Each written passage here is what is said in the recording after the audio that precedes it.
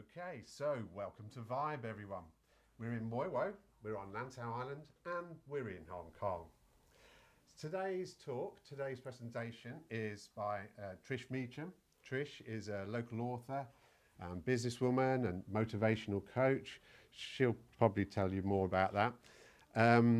We're going to have probably a 20-minute presentation, and then after that we want this to be an interactive talk, and so I will go round the room and I'll pass a mic to you if you've got questions.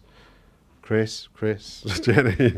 All right, and you probably know the format, most of you by now.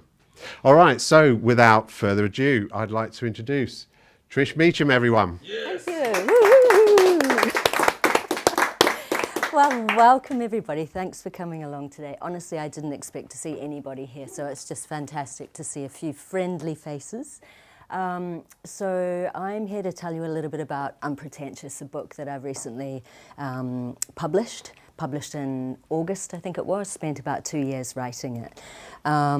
So I guess where we start with this is, the context. So I'm going to share with you why I wrote this, not so much the content of the book itself, so it's a personal growth, self-help type of book.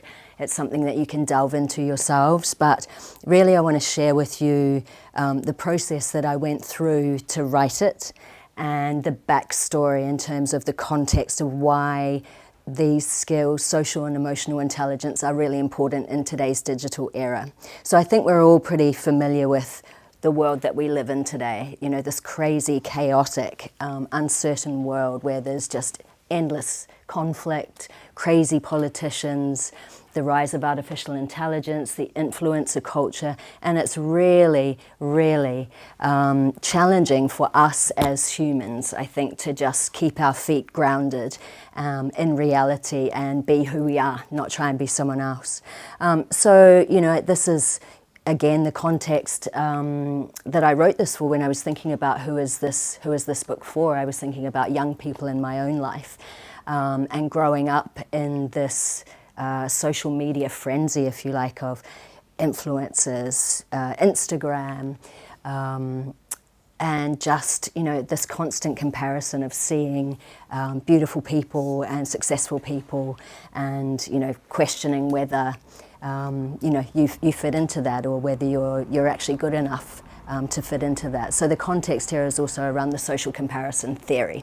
So again, I'm not going to go into the book in great detail, but this is something that we all experience as human beings. It's not that one person will never experience this sense of comparison. We all experience a sense of comparison as to whether we are good enough. We'll compare ourselves up and we'll compare ourselves down. So is that useful? Do you think that's useful? Is it helpful? The key question, I guess, that we're answering in this book is around identity and belonging. So I've framed it around 6 principles that help people to explore who they are and what they stand for. So we go into things like, your skills, your preferences, your values, who you spend time with, the impact of association, spending time with the right type of people that are going to support your growth. So essentially it's around fostering growth, it's around fostering self-awareness, and it's for anybody and everybody who wants to thrive at work and in life. So in terms of applicability, so in the last couple of weeks I've presented aspects of this to parents. So parenting in a digital era. Parents are really, really concerned about their young people today, the amount of time they're spending on screens. We look at things like 12% of kids are actually addicted to social media. That's a lot of young people that are addicted, a real addiction. So they're spending hours and hours staring at screens. So the importance of being able to connect with others, those really important human skills, I think are absolutely critical. So key themes really are around identity, belonging, connectivity. When we know ourselves and we're comfortable with ourselves, we're better able to connect with other people. And, if you think about studies that are referenced in the book around, the rate of suicide, the rate of loneliness, an epidemic of loneliness in America, people are just really, really disconnected. They've lost touch with, we have lost touch with who we are in this context of digital media and social media. So this is really about a reconnection with our inner selves and being able to know who you are, speak your truth, connect with others who share similar values to you, and feel a sense of belonging. So this is a quote from Brené Brown. One of the inspirations for my book was this fantastic woman called Brené Brown. I suppose some of you will have heard of her. Yep. She's an amazing woman based in the US. She's a social worker and a management consultant. She's just incredible. A lot of her work is around shame, around vulnerability, and knowing who you are, essentially. So my inspiration for this book was kind of taken from Brené Brown in terms of the visual aesthetic. I wanted it to be a book that I could put on a table and people would just look at it and think, oh, that looks really interesting, I want to delve into that. So similar to Brené Brown, she's got colourful pages and pictures, which is what Unpretentious also has attempted to do. So when I designed this book, it was important to me because the idea was born in Hong Kong. I've lived in Hong Kong for 23 years, in Asia for 25 years. My career has been in learning and development, primarily within the corporate space. So I've worked in corporate business schools, I've worked for external consulting companies, and done my own thing as well. But essentially, this is an accumulation of everything that I've learnt over that time, things that we've taught other people, leaders, managers inside organisations, and an observation of the world around me, and an observation of the world around all of us. So there's publicly accessible research that's contained within this book, and it's intended to be really, really practical and accessible for anybody to pick up and read. But going back to the Hong Kong piece, I wanted to have Hong Kong represented in this because the idea was born here. I love Hong Kong. It's been really good to me here. And so when I worked with and chose the designer for this, I wanted a local Hong Kong person to work with me on this. And I happened to find a really fantastic woman called Erin Hung, who has done some great work around the city with Mind Hong Kong and Lush and various other brands. But she has quite a bold style, so it really, really fitted for me. And her process was to, for me to share some of the chapters of the book with her and to get a sense of the messages that I was trying to convey in this book, and to answer a questionnaire for her in terms of, what were the key messages, what were the colours, what were the imagery that I'd like to portray, and she came up with a number of options for me through that process. To choose from. So I'll just show you a couple of them. So the design process, which I absolutely loved going through with her, because again, going back to this, I wanted it to be aesthetic. I want it to be, even if the book inside you think is absolute rubbish, the artwork is something to look at.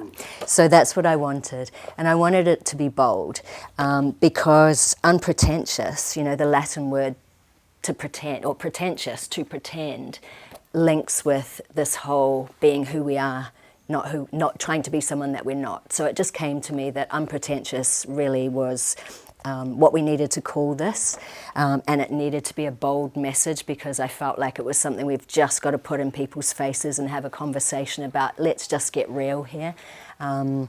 And so that's what we came up with. There are a couple of options here, the sort of the pop style and then the woven style, and they all had a slightly different take on the messages, but I ended up going with this type of theme and asking her to put in the Hong Kong aspect of it. So it was either going to be the neon lights or something that was very Hong Kong, representative of Hong Kong, and she came up with the tiles, which I absolutely love. So I'm really happy with the visual of it. What else can I tell you? So first principles, again, was coming back to let's just keep it real. So there's sort of a little bit of tongue-in-cheek in this book. While, I don't profess to know everything that there is to know about personal growth. We all have a lot to learn. But the first principle is called Keep It Real. And, I guess I took some inspiration there from Ali G in that context. So I'm just going to read you a little bit of Keeping It Real, and then open up for questions or comments or conversation that you would like to share. I'm interested to hear from you as to what you think about today's world and whether this resonates for you. But let me just find something to read. Okay, where are we?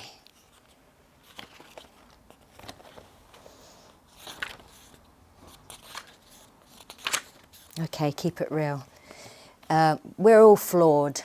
None of what you will learn from Unpretentious relies upon other people's opinions, being someone you're not, or keeping up with the Kardashians. I aim to remind you that even though you're amazing and fabulous, you still have flaws, make mistakes, and disappoint people. The key is to use these experiences to learn and grow. Life becomes so much easier when you accept that everyone has challenges to overcome. You can work on achieving your goals and dreams, but with heightened awareness and intentionality. Accept your flaws, but don't be a doormat. Being unpretentious is about being honest and uncomplicated, but don't mistake this for naivety or weakness. In fact, being unpretentious can be a sign of great strength and confidence. When you have the courage to be honest and authentic, you'll find these are refreshing qualities that people appreciate. I'm delighted you're with me on the journey. By reading this book, you're demonstrating your commitment to personal effectiveness and being the best you can be. So that's it for me. Thank you very much for listening in. I'd love to hear your thoughts and comments and questions. So Gary, I'll hand it over to you. Okay, thanks Trish. Thank you. Very interesting. And so, okay, why not? All right, so now we're going to go around the room and raise your hand if you've got a question, and I'll come to you with the mic. Don't take the mic off me. I'll hand it like that and we'll do questions. Okay, good. All right, so Dominic. Can I hold the mic? And you can make a comment. You don't have this to the right ask distance? me a question. Yes. It is. Well, just do it there, yeah. A bit, am I working? Can you hear? Yeah. Yes. So I really enjoyed the book. I haven't read it all. I've read parts of it, and love the cover too. Thank I just you. want to ask. So I'm in the creative world, and it's a very heart and sleeve world.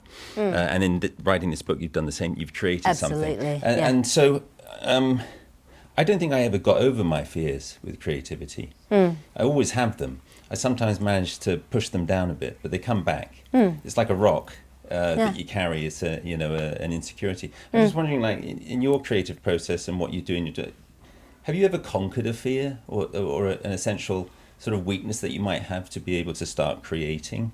Did you have fears when creating this book? Of course, yeah. And so I mean, you're putting yourself out there for judgment from everybody. Can you hear me? She has a mic. Yeah, that of course. And that's not unique to me and to you. That's everybody in the world, of course. No one's perfect. We're all growing and learning. We might learn to mask our fears and imperfections, but I think that's just human nature. We're evolving. We grow and learn, we experience failure, we get better at it, and we develop strategies and techniques to become bolder. And I think it's important to put yourself out there. Sure. Why not? Why live a life where you're just under a rock and you're not sharing what you think is going to be useful?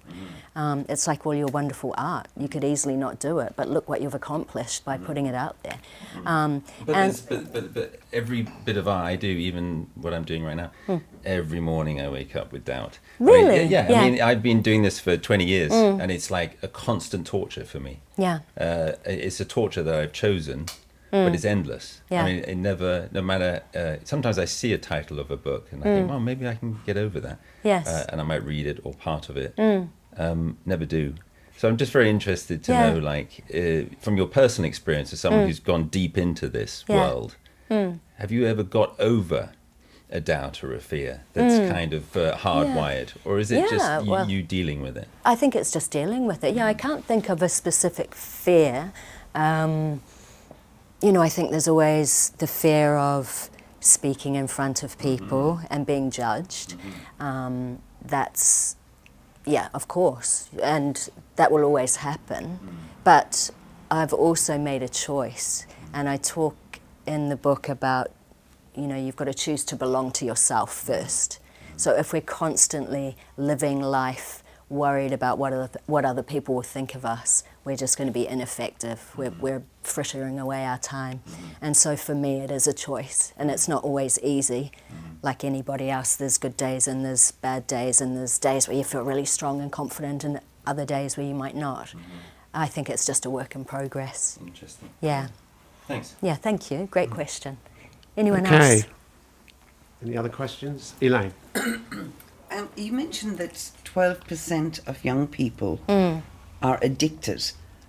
I wonder, where did that figure of 12% come from? It actually sounds a bit low to me. Oh, right, yes. In that, you know, seeing how much time young people, as young as little babies, are spending on screen time. And B, how do you actually define addiction to social media as opposed to just, they're on their phone a lot? Yes, You know, yeah. where would that... Good questions, and I'll come back to you on those ones because I can't remember who the source was. It was a presentation I was involved in last week, so I have to come back to you on that one. Okay. But yeah, addiction I think is like addiction, whether it's drugs, alcohol, whatever it might be. It's an unhealthy... Dependent. Yes, exactly. So yeah, let me come back to you on that one. Yeah, great question. Yeah. Okay, anybody else? Chris? Come on, you must have asked this one already. It's fixed. Planted questions. No, you did mention, obviously, and this leads on from what Elaine was asking. This primarily, obviously, there's quite a lot of the younger generations that are suffering more from this, from social media. You know, sort of the mass of social media that they're sort of hammered with these days. So, what plans do you have for sort of really? I mean, are there plans for discussing this at sort of at school, university, further education levels? Yes, jolly good question, Chris. Thank you for that. Yeah, I mean, the way I wanted to position this book was that it was not a standalone. It is a tool to be used in conversation, similar to this. So going into businesses and teams and schools and universities and having a conversation. So I was talking to an artist a couple of weeks ago who does a lot of work in the performing arts, and we said the same thing. It's like art or a book like this or a performance is a way to open a conversation, to have a really important conversation. And so that's the intent, is to take it into all and, you know, whoever is interested in it essentially, but corporate, schools definitely, as I say, I was working with schools last week with parents, but also with young people. And so, yeah, that's the way I intend to spread the word. Yeah, thank you. Okay, anyone else?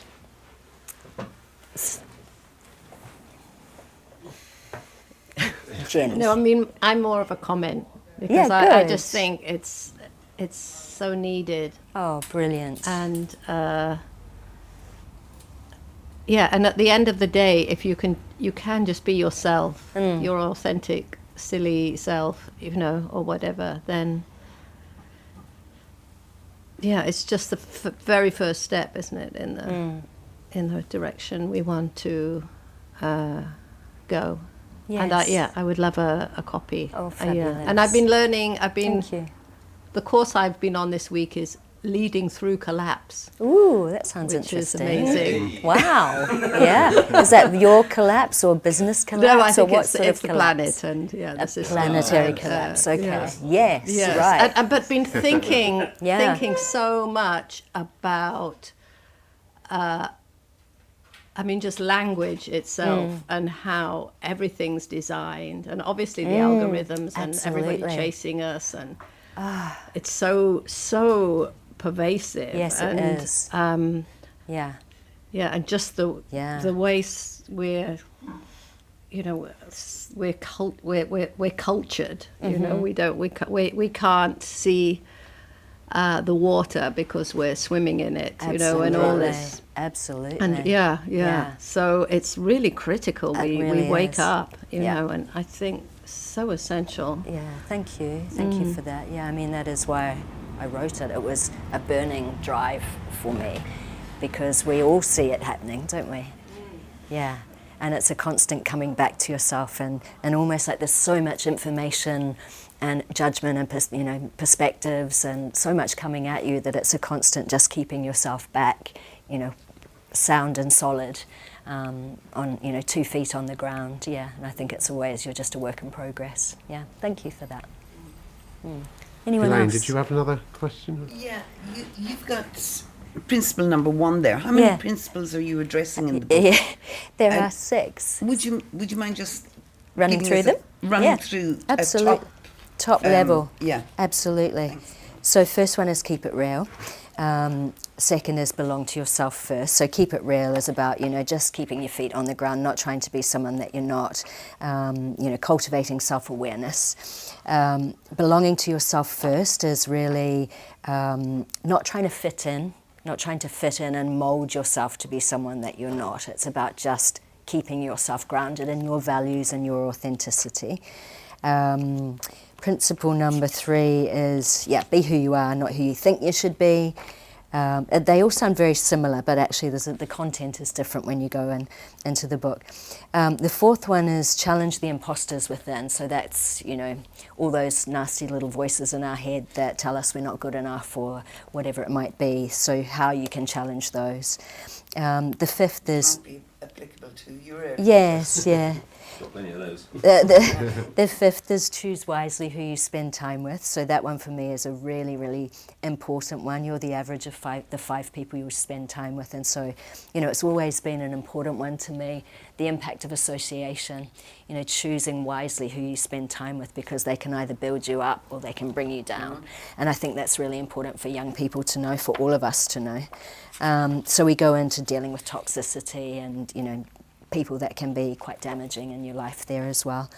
And then the 6th is expect the unexpected, because nothing in this life is certain. And, if you think there's going to be perfection, there is absolutely not going to be, and we need to know how to deal with stuff that happens. So that's kind of a high level. We talk about defining moments, we go into self-esteem, all sorts of things, boundaries, fostering connection. There's really a lot in here, but again, it's intended to be a book. It's like a workbook, I suppose. You can read through it, but you can journal in it, and it has questions for you to reflect upon. And one of the things that I want to do with this is, as I say, to run workshops around this, and eventually to have retreats that leverage some of the principles as well, so we have some time away from our day-to-day, and just focus on getting ourselves grounded again. So they're the 6 principles. Does that help? Yeah. Mm-hmm. Yep. What else? Okay, anyone else? Yeah. James. Trish, you Yes. said you spent 2 years of your life writing this book. So you've obviously devoted a big chunk of consciousness to it.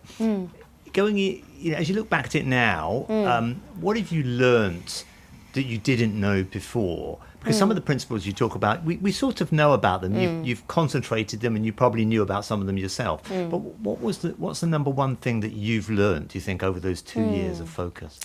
Yeah, that's a really good question. I mean, so much. And I'm sure there's people in here who've written books as well.